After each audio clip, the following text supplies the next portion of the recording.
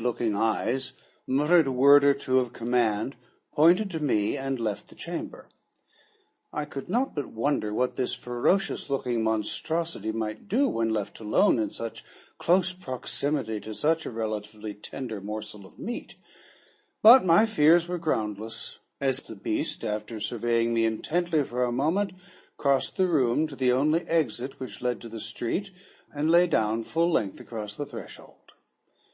This was my first experience with a Martian watchdog, but it was destined not to be my last, for this fellow guarded me carefully during the time I remained a captive among these green men, twice saving my life, and never voluntarily being away from me a moment.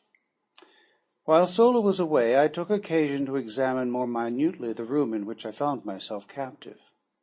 The mural painting depicted scenes of rare and wonderful beauty: mountains, rivers, lake, ocean, meadow, trees and flowers, winding roadways, sun-kissed gardens, scenes which might have portrayed earthly views but for the different colorings of the vegetation.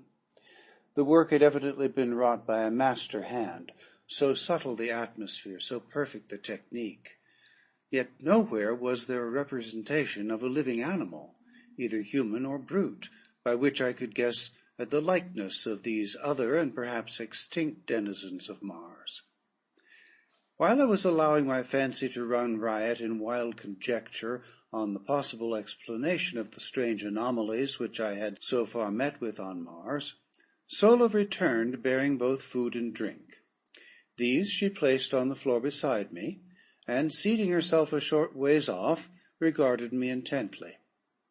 The food consisted of about a pound of some solid substance of the consistency of cheese, and almost tasteless, while the liquid was apparently milk from some animal.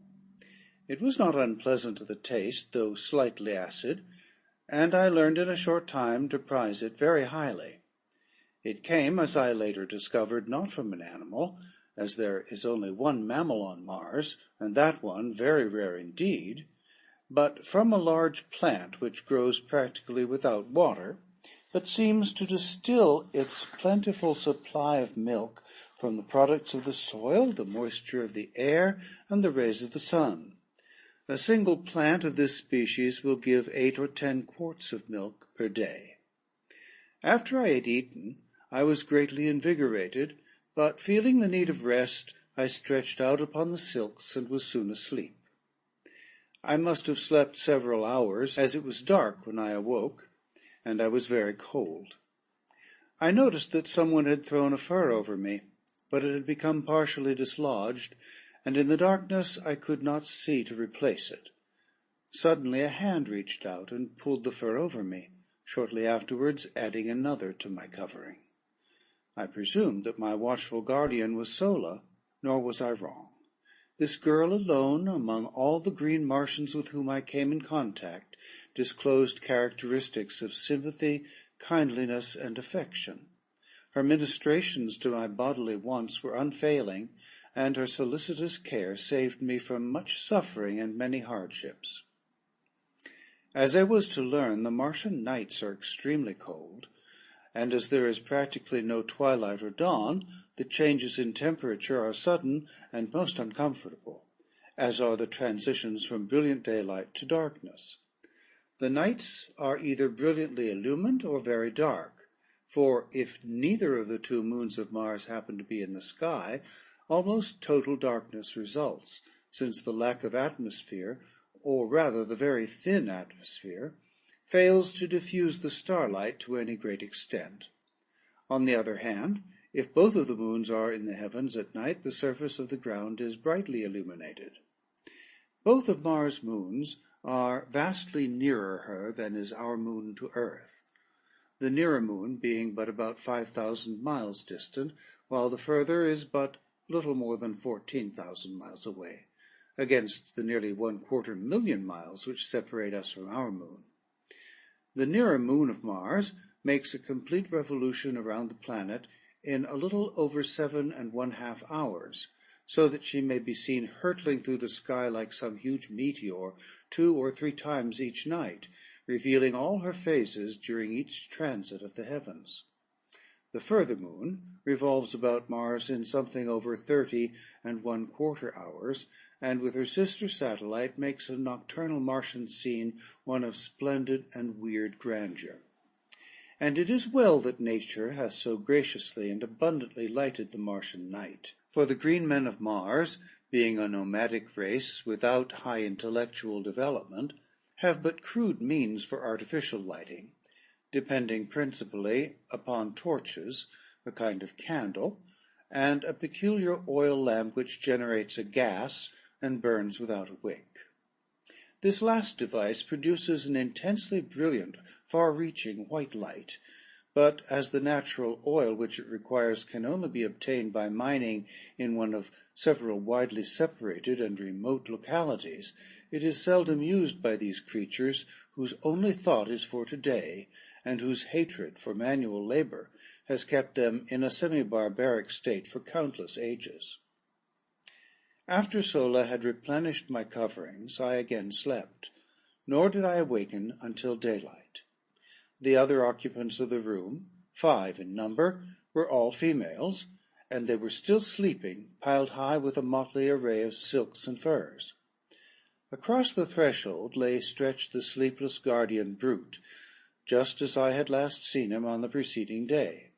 Apparently he had not moved a muscle. His eyes were fairly glued upon me, and I fell to wondering just what might befall me should I endeavor to escape.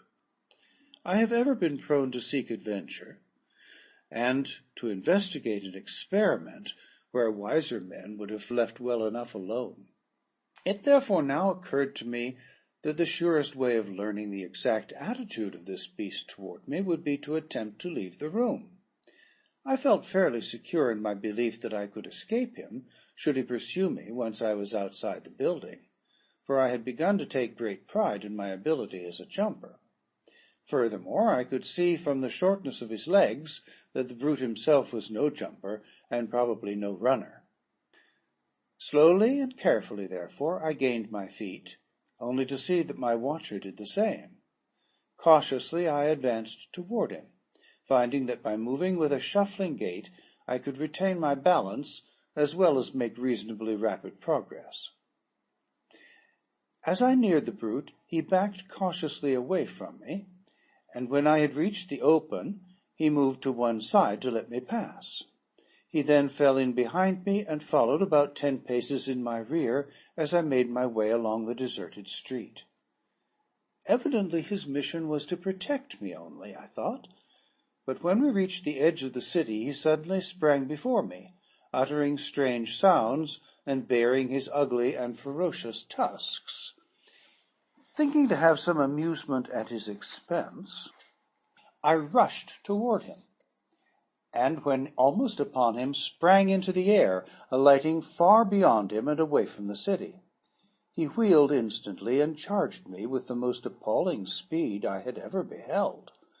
I had thought his short legs a bar to swiftness, but had he been coursing with greyhounds, the latter would have appeared as though asleep on the doormat. As I was to learn, this is the fleetest animal on Mars, and owing to its intelligence, loyalty, and ferocity, is used in hunting, in war, and as the protector of the Martian man. I quickly saw that I would have difficulty in escaping the fangs of the beast on a straightaway course, and so I met his charge by doubling in my tracks and leaping over him as he was almost upon me. This maneuver gave me a considerable advantage, and I was able to reach the city quite a bit ahead of him, and as he came tearing after me, I jumped for a window about 30 feet from the ground, in the face of one of the buildings overlooking the valley. Grasping the sill, I pulled myself up to a sitting posture without looking into the building, and gazed down at the baffled animal beneath me. My exultation was short-lived, however, for scarcely had I gained a secure seat upon the sill than a huge hand grasped me by the neck from behind and dragged me violently into the room. Here I was thrown upon my back and beheld standing over me a colossal ape-like creature, white and hairless, except for an enormous shock of bristly hair upon its head. End of chapter 5.